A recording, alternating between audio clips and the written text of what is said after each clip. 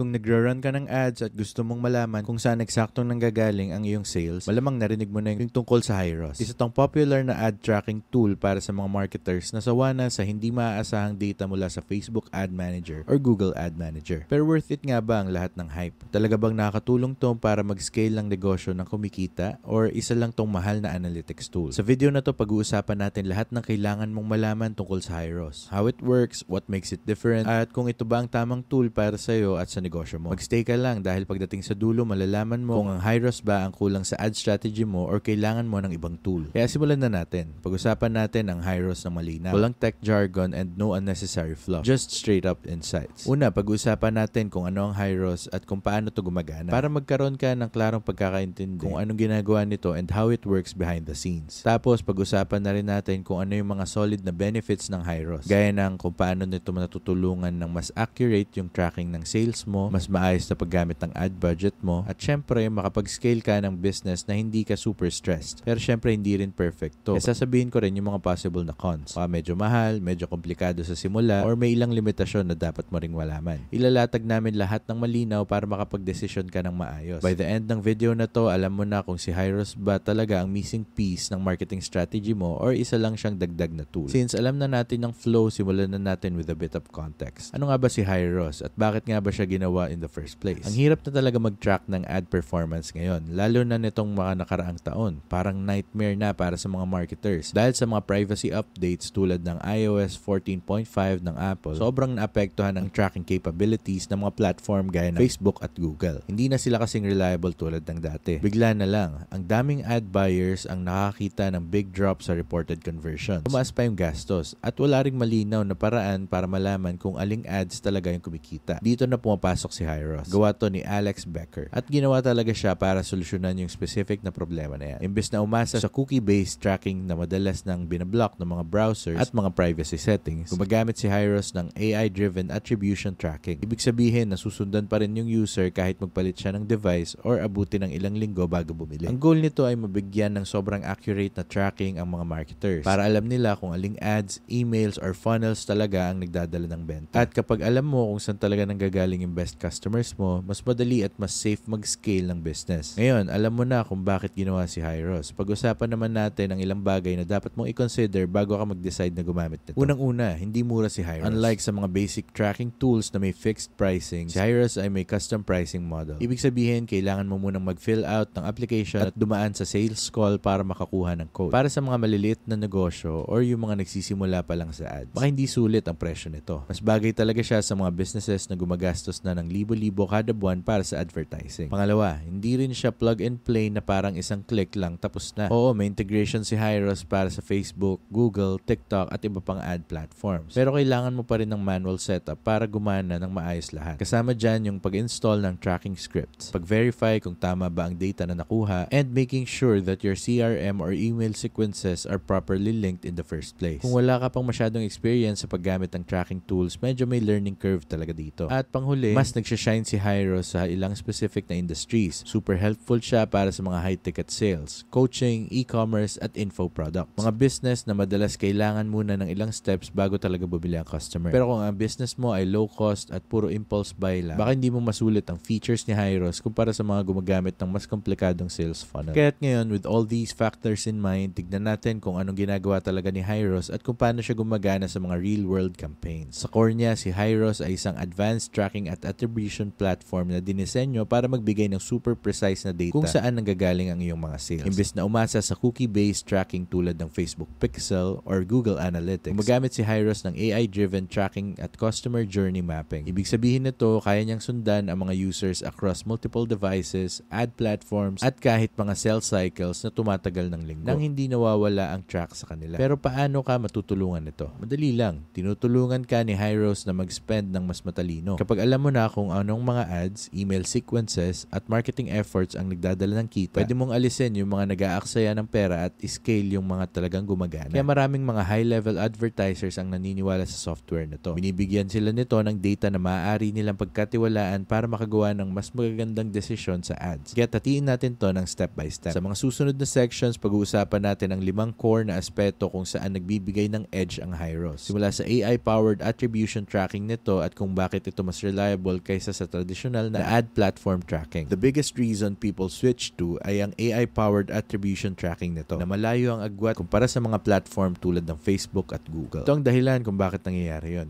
Karamihan sa mga ad platforms ay gumagamit ng last click attribution. Ibig sabihin, ibigyan nila ng credit ang huling ad na kinlik ng isang tao bago mag-click ng purchase button. Pero sa totoo lang, madalas ang mga buyers ay nakikipag-interact sa maraming ads, emails at social media posts bago mag-desisyon. Kung ang nakikita mo lang ay ang huling click, you're missing the full picture ng kung ano ang talagang nagdadala ng sales mo mula sa simula. Ginagawa to ng Hyros by tracking the entire customer journey. Sinusundan nito ang mga users na iba't ibang touch points kung saan maaari nilang makita mo na ang isang ad sa Facebook, click sa isang YouTube video, or magbukas ng email na ilang linggo nang nakalipas. Imbes na ibigay lang ang credit sa huling interaction, ang Hyros ay nag-a-assign ng weighted attribution sa lahat ng key steps sa journey ng buyer. At malalaman mo kung aling mga ads at strategy algorithms are working together to close the sale. This means better decision making. Imbes na patayin ang isang ad na mukhang hindi maganda ang performance base sa last click data, malalaman mo na it's actually a crucial part of warming up leads bago sila mag-purchase. Ang insight na ito ay makakatulong sa pag-save ng libo-libong pera na pwedeng masayang sa ads. At ang pinakamagandang parte dito, Hyros integrates with major ad platforms. Pwede mong i-feed ang hyper-accurate data back into Facebook, Google, or TikTok para matulungan silang mag-train ng algorithms with real sales data, leading to better optimization at lower conversion costs. Maganda ang magkaroon ng accurate tracking. Pero ang talagang nagpapalakas sa Hyros ay kung paano nito tinutulungan kang i-optimize at i-scale ang iyong ad spend. Karamihan sa mga advertiser ay nagsasayang ng pera dahil gumagawa sila ng desisyon base sa incomplete or misleading data. Maaaring mag-report ang Facebook at Google na hindi nagko-convert ang isang ad, pero sa totoo lang, isa tong bahagi ng mas mahabang buying journey that leads to high-value customers. Kung hindi mo alam yon, you could end up turning off the wrong ads at magsayang ng pera sa mga campaign na hindi naman talaga gumagana. Naayos to ng Hyros by showing you which ads are truly profitable over time. Dahil sinusubaybayan nito ang buong journey ng mga users. Makita mo kung ang isang lead na nag-click sa ad ngayon ay nagko-convert pa rin pagkatapos ng ilang linggo. Malaking pagbabago to para sa high-ticket sales, info products at anumang negosyo na may mas mahabang proseso sa pagpapasya. Mas maganda pa, tutulungan ka ng Hyros na mag-scale ng mas smart. Imbes na basta taasan mo lang ang ad budget mo at umasa na lang. You can double down on the exact ads, audiences at funnels na nagdadala ng pinakamaraming profit. Pinapayagan ka rin nitong mag-test ng iba't ibang attribution models. Kaya malalaman mo kung alin ang first click,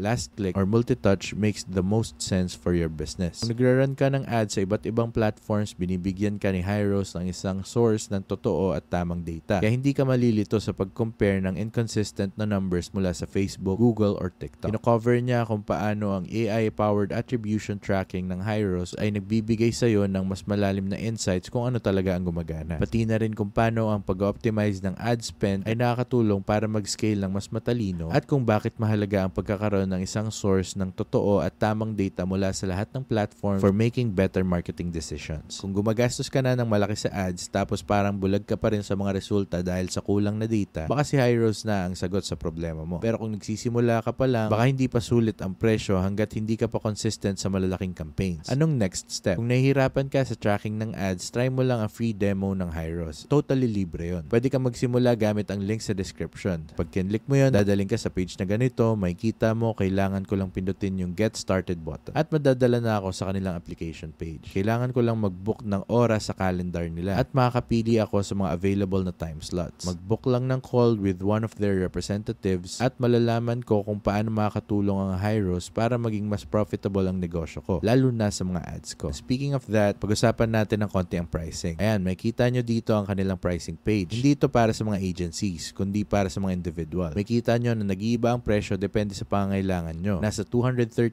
per month ang kanilang annual plan kung ang tracked revenue nyo ay umaabot ng $20,000. Kung mas mataas pa sa $20,000 ang revenue mo, syempre tataas din ang presyo at maaaring kailanganin mo pang makipag-usap sa support team para makuha ang customized plan na swak sa'yo. Pero sa huli, flexible naman ang mga planong to at makahanap ka ng plan na fit sa business mo. Makikita mo rin dito ang detailed breakdown ng mga features na kasama sa bawat plan, so you understand exactly what to expect from this software program. Kung nakatulong nakatulong sa'yo ang review na to, huwag mong kalimutang i-hit ang like button at mag-iwan ng comment kung may mga tanong ka. Huwag mo din kalimutang mag-subscribe para sa mga ganitong breakdowns. Kung gusto mong magsimula sa Hyros, gamitin mo yung link sa description at tandaan, affiliate link yon. Kaya nakakatulong to sa pagpapalago ng channel at paggawa pa ng mga video tulad dito. Salamat in advance sa suporta at sana nagustuhan nyo yung video na to. Magkita-kita tayo sa susunod.